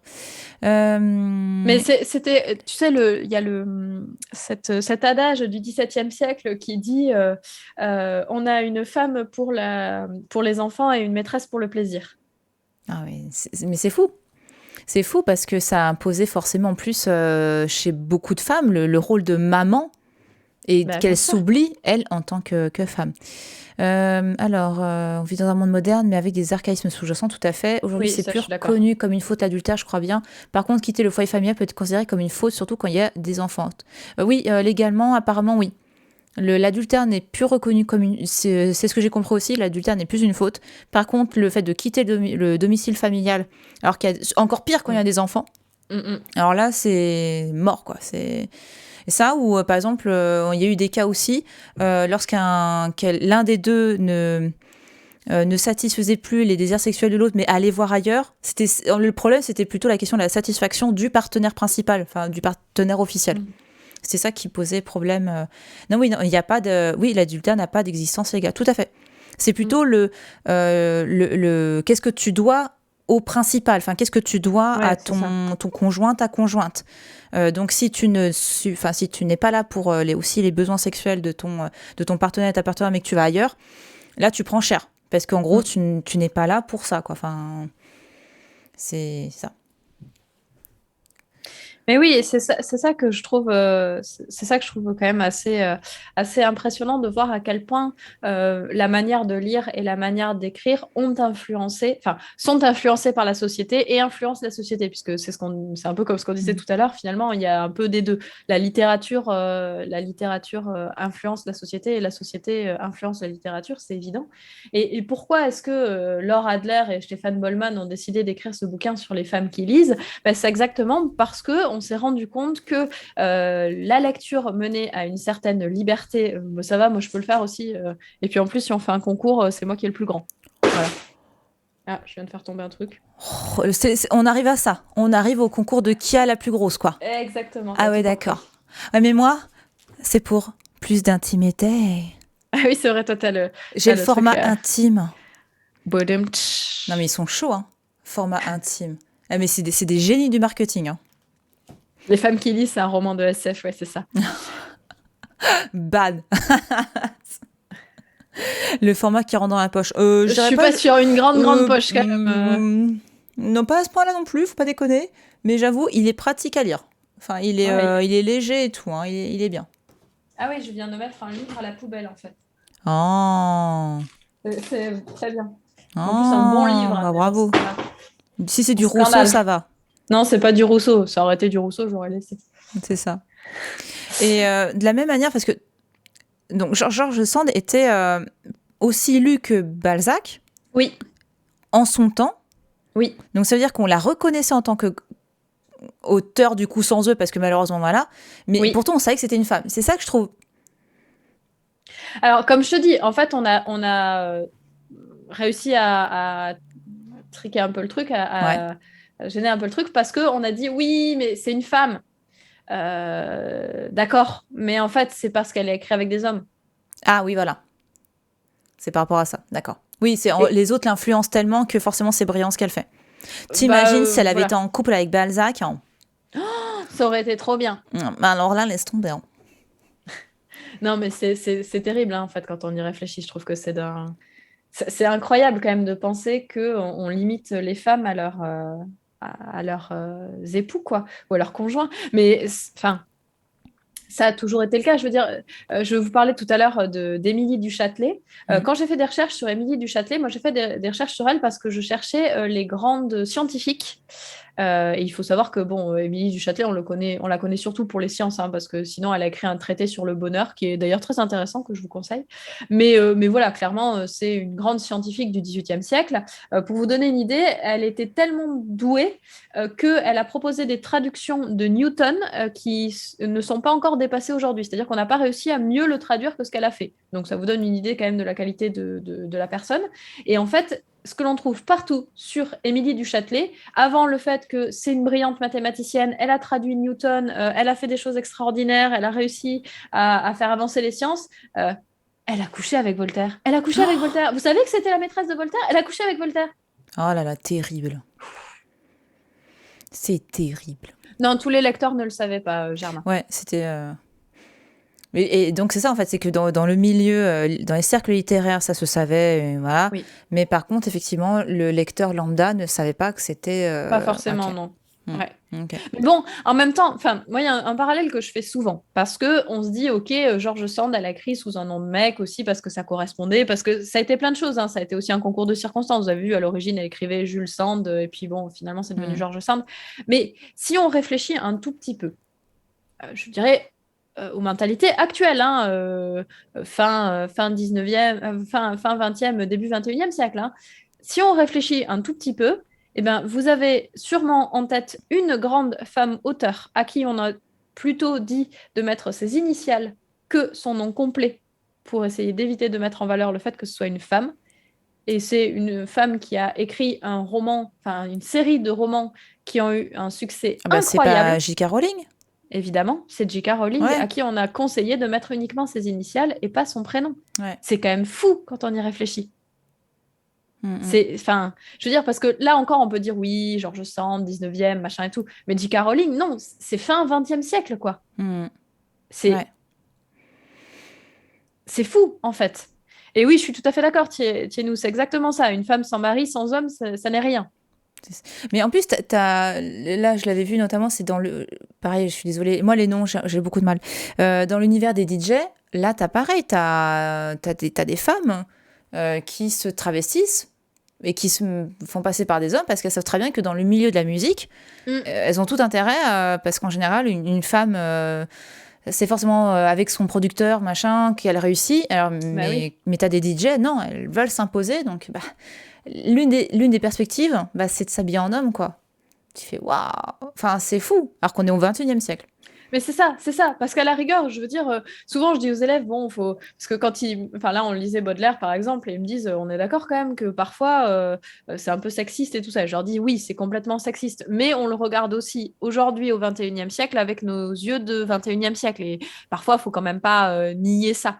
Mais par contre, ce qui est fou, c'est qu'on se dit, même au 21e siècle, il y a encore ce genre de comportement, quoi. Et c'est ça qui est Mm. fou. C'est ça que je trouve absolument incroyable. Oui, tout à fait, Paulus, tu as tout à fait raison. Et bah, par exemple, on parlait tout à l'heure de divorce, bah, c'est mon cas. Vous avez un bonjour du chat, manifestement. Euh, Ouais. mais par exemple, moi, j'ai galéré à pouvoir remettre mon nom de jeune fille, c'est-à-dire mon nom, hein, quand même, à mon compte en banque, en fait. Mais même pas besoin de divorce. Enfin, tu vois, moi, en tant que femme mariée, je garde mon nom de famille. Oui, Voilà. Mais les banques et tout ça, enfin, tout ce qui est administratif, ils ne comprennent pas. Ils m'appellent Madame, nom de mon mari. Je fais non, mon nom, c'est Madame Padelou, en fait. C'est mon nom. C'est. Voilà. oui, Et tu dis, mais même en tant que femme mariée, tu n'existes plus. Tu es effacée par le nom ouais. de ton époux, en fait. Et tu fais waouh. C'est incroyable quand même quand on y réfléchit. Mm. Enfin, c'est incroyable. Et même quand vous proposez, je sais pas, quand vous allez demander un prêt pour une maison et tout ça, et vous avez encore tellement de fois où c'est adressé à monsieur et uniquement à monsieur parce que bah, Ouais. c'est forcément lui Et on te sort une important. excuse, non mais c'est le logiciel qui... Bah ouais, mais le logiciel, il a été développé à un moment donné, si tu veux, et le logiciel, il s'est pas auto-développé, donc il y a quelqu'un qui à un moment donné a dit, ouais, on met homme ou femme. Non, mais que le mari, on s'en fout de la... Ouais, mais c'est ça. Enfin, il y a des gens derrière, en fait, hein, ça a été décidé à un moment donné, tu vois.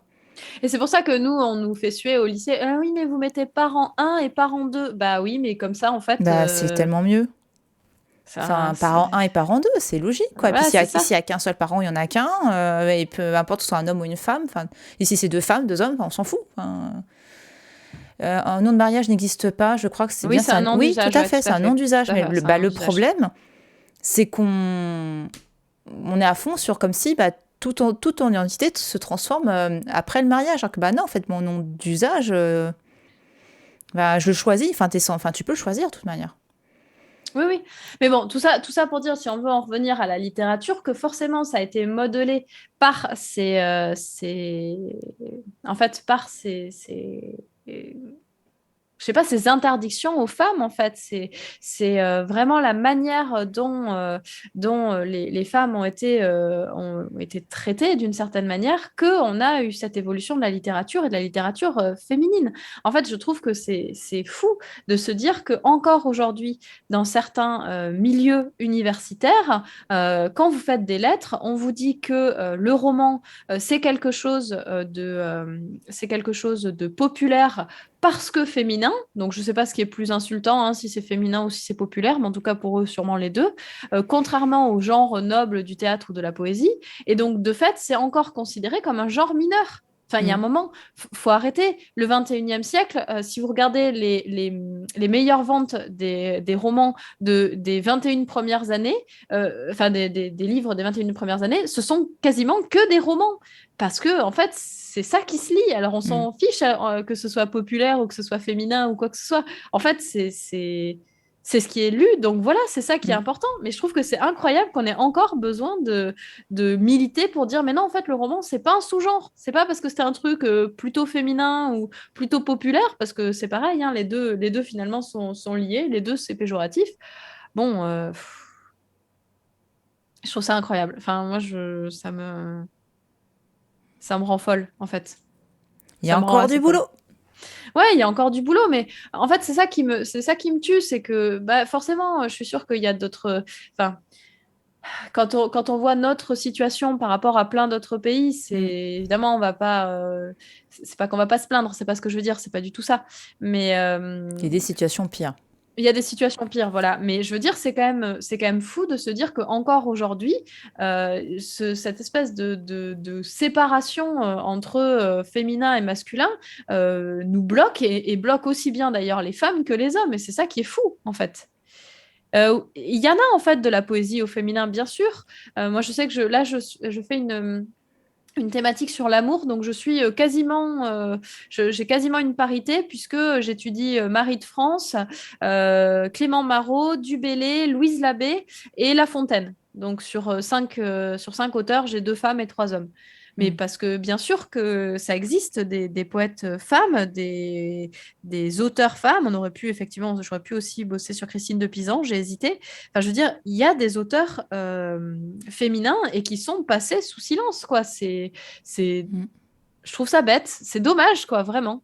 Ouais. Vraiment. Ouais.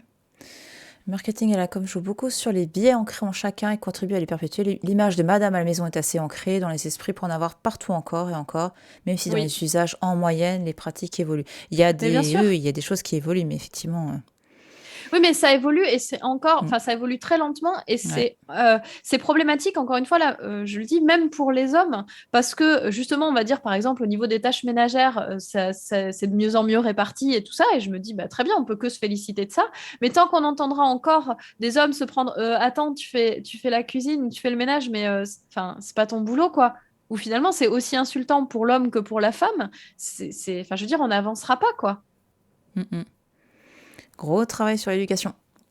Mais c'est ça, et moi c'est pour ça que j'essaye vraiment en classe de leur expliquer, parce que j'ai entendu, enfin l'autre fois sur un de mes lives, j'ai oui c'est ça, Tinou.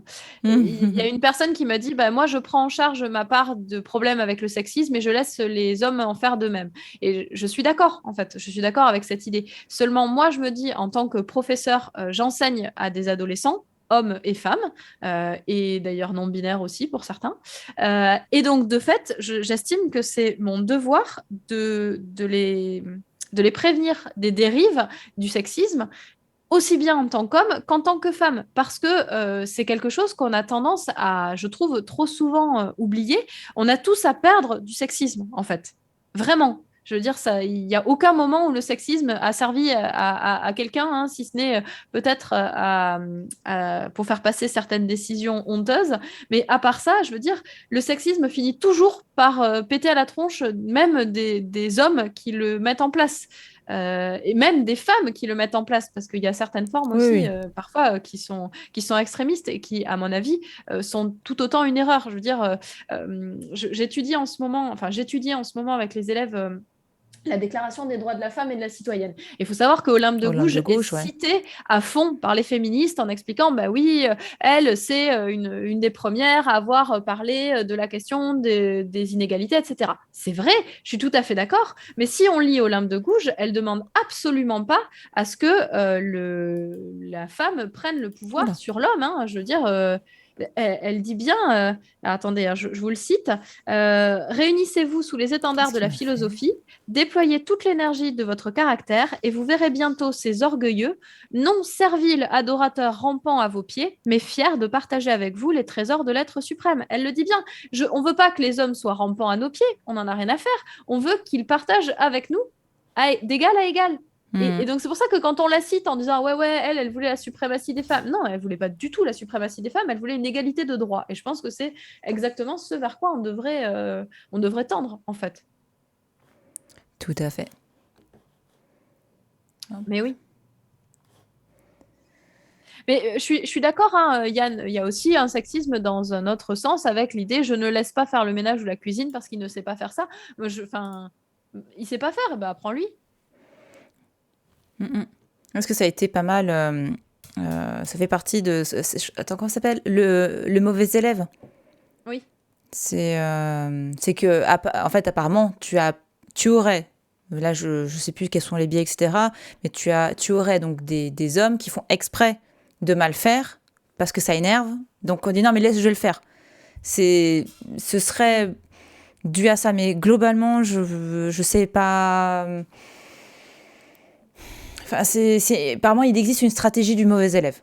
Mais après, bon. Voilà, je sais pas, moi je suis Mais pas, c'est j'ai pas pas mon de domaine. chiffres, j'ai pas d'informations. Enfin, tu vois, c'est une donnée un petit peu comme ça, jetée inconscient ou conscient. Je ne sais pas. Je ne sais, et je n'ai aucun chiffre, j'en sais absolument rien. Ouais, c'est ça. Il y en a, il y aurait les deux, en fait.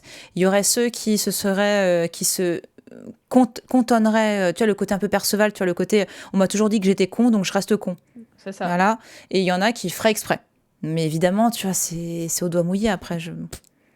Mais ça Oui, reste, c'est ça. voilà, ça reste problématique, tout à fait. Tout à fait, tout à fait. J'ai Non, changé de scène, je me suis oui, je oui. sais pas si on est encore sur... Non, non, non, non, mais tu as bien raison. Non, mais voilà, après, je pense sincèrement qu'il y a encore effectivement des progrès à faire et des progrès à faire qui pourraient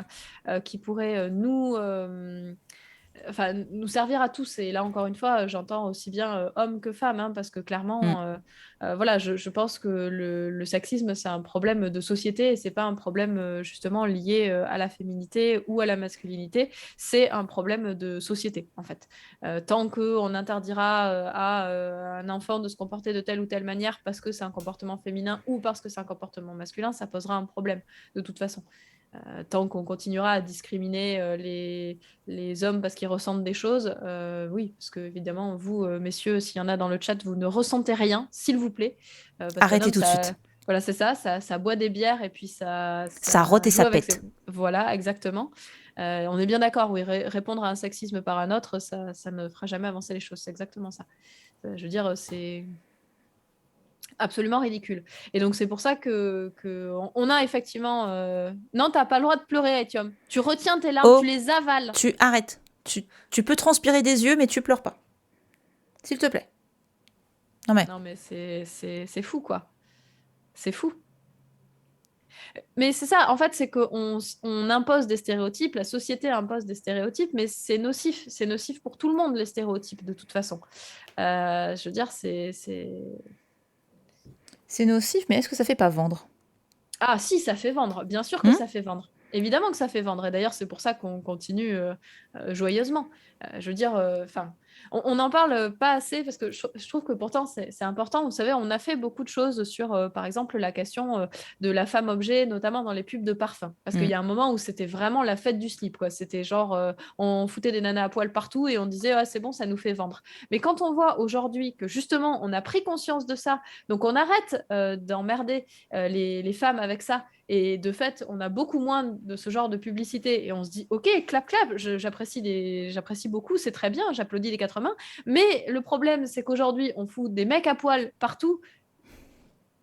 Où est l'avancée, en fait? C'est quoi? C'est moins stressant pour les hommes d'avoir un espèce de modèle inaccessible que pour les femmes? Enfin, c'est quoi ce trip?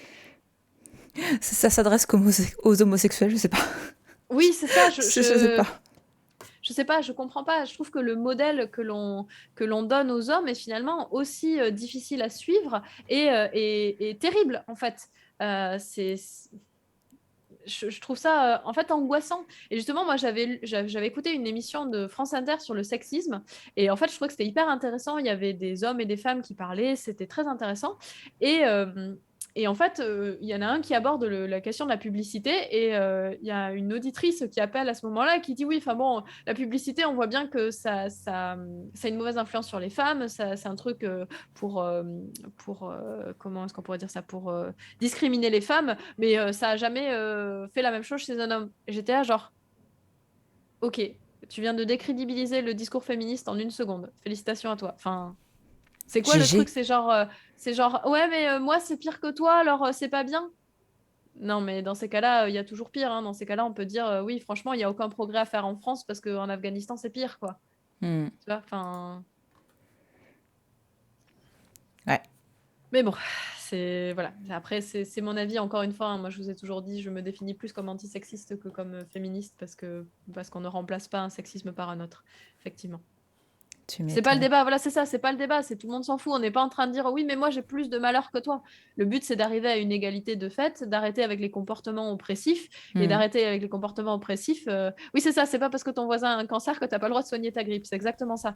Il faut arrêter avec les comportements oppressifs féminins, masculins, envers les hommes, envers les femmes, envers les non-binaires, envers les homosexuels. Et puis une fois qu'on aura fait ça, enfin, On on ira aura fait peut-être des mieux. progrès. Ouais, Ouais. c'est ça.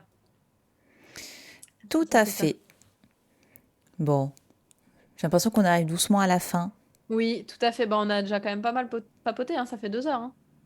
Et voilà. Tout à fait. Donc, le public, si vous ne connaissez pas Cloto, grossière erreur, foncez, foncez. Suivre Ouais. sa chaîne. Attends, Voilà, hop. je sais pas si je vous aurais donné envie Si. de, Si, je de pense. venir sur ma chaîne, mais Je vais faire un truc carrément pas correct sociétalement, je vous aime. Oh, attention. Oh, trop d'émotions. Oh, mais calme-toi. Pas de... Hein. Yann, calme-toi. waouh, Trop d'émotions. Non, attention. Va, ouf, va jouer au foot. Vite. Dépêche-toi. Dépêche-toi. Va jouer au foot. c'est ça, Fais c'est un truc ça. viril. Va boire une Dépêche-toi. bière, prends une bière, prends une bière. Érote. Quelle horreur. Mais en tout cas, merci beaucoup. Enfin, comme d'habitude, c'est... Oui, il m'embête, lui. C'était un... Bah, c'était toujours... C'est toujours super intéressant, tu vois. J'ai des ovaires qui me poussent. Oh, putain. C'est terrible. Ouais. Donc, en tout cas, ouais, merci beaucoup hein, pour cette discussion. Bah, merci à toi, c'était trop chouette de C'était... m'inviter Ouais, sur ta chaîne. bah non, je t'en prie, c'était cool. Et d'ailleurs, pour personnes qui ne connaissent pas, ce serait étonnant, mais au cas où. Cloto et moi faisons partie du collectif POC Science, qui est en fait Oui, un collectif qui regroupe plein de gens qui adorent les sciences. Et parmi ces gens qui aiment les sciences, il y en a environ une quinzaine qui streament, comme là on est en train de faire, qui streament. Et donc il y a globalement un peu de tout. Donc si vous êtes passionné par le spatial, par la littérature, par l'histoire de l'art, par la physique, la chimie, etc., vous trouverez votre bonheur, c'est obligé. Donc rejoignez le Discord et après, voilà, vous aurez plein de sujets super intéressants. Et vous avez aussi toutes les chaînes des streamers, donc vous pouvez tout à fait apprendre plein de choses. Et c'est ça qui est merveilleux. Ah là là, éducation proche. Mais oui, parce qu'en plus, tout à fait, je suis en train de lire en même temps ce que dit oui, tout à Thienou, fait, tout à ouais. fait, ouais, tout à fait. Très bien, très bien. Bon, c'était c'était super intéressant, ça m'a beaucoup plu en tout cas comme Bah, sujet. moi aussi, vraiment, c'était très sympa. C'était vraiment, c'était un moment intéressant où on a pu mélanger de l'histoire, de la littérature, de l'actualité, de la réflexion sur la société. Mm, mm. Et en ça, je trouve que c'est une discussion complète et intéressante. Et j'espère que ça vous a plu dans le chat, que ça vous a plu. Et du coup, je regarde, on va pouvoir aller raid d'Asaju. Est-ce qu'il Ouais, a, on va aller voir est-ce d'autres qu'il a sujets. commencé à jouer au bout d'un moment? Attends. Parce que d'Asaju, ça fait genre 3 jours. Il est encore en train de... Non, c'est bon, il a commencé à jouer. Merci pour cette soirée, j'ai manqué le début. Au pire, tu as le replay. Ouais, tu peux regarder en replay. Et peut-être que je mettrai ce live en temps fort, je verrai bien. Comment ça, je suis une troll? Quoi? Il a commencé à jouer? Ouais, c'est bon, il a commencé à jouer. Incroyable. Non, mais hier, je Ok. regardais un petit peu et il a mis 3 heures à faire son personnage. Donc, Oui, mais il est très beau son personnage. j'avoue, petit rat, trop mignon. Donc, merci encore, Cloto, pour ta Merci à présence. toi. Et je vous fais des gros bisous, les gens. Prochain live samedi matin où on reçoit Narcisse Steiner pour parler de sa vie. On va lui demander ce qu'il fait dans la vie. Oh, trop Et on va cool. parler d'art, en fait, d'art, de streaming et tout ça. Donc, restez pour le live, les amis. Et hop, hop, hop. Alors, attends. On va lancer un petit raid. Et moi, je fais honteusement ma pub. Ça Ah non, sera profite. mardi prochain et pas mercredi prochain, parce que mercredi prochain, je m'envole littéralement pour aller rejoindre mon cher et tendre. Et donc,